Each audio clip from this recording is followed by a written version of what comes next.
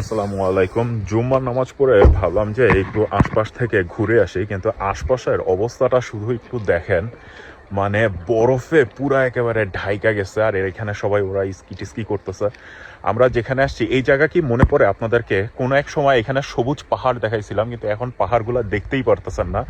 মানে পুরা বরফে ঢাকা একেবারে। আমার পুরা বলতে গেলে দেখেন এখানে এটা কি আমার হাঁটু সমান বরফ আছে আপাতত, কিন্তু সেই একটা অবস্থা।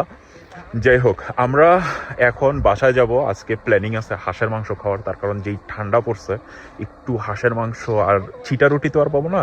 খিচুড়ি যদি হয় তাহলে কেমন হয় বলেন? তো দেখেন এই হলো অবস্থা। সত্যি কথা বলতে কি এখনো টুকটাক বরফ পড়তেছে।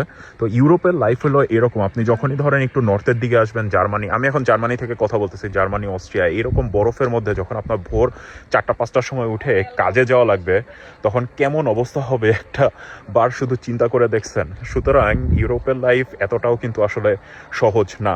তারপরেও যাই হোক, আল্লাহ ভরসা, আশা করি আপনাদের দিনটাও ভালো যাচ্ছে। আমরা এখন বাসায় চলে যাবো। আল্লাহ হাফিজ, আসসালামু আলাইকুম।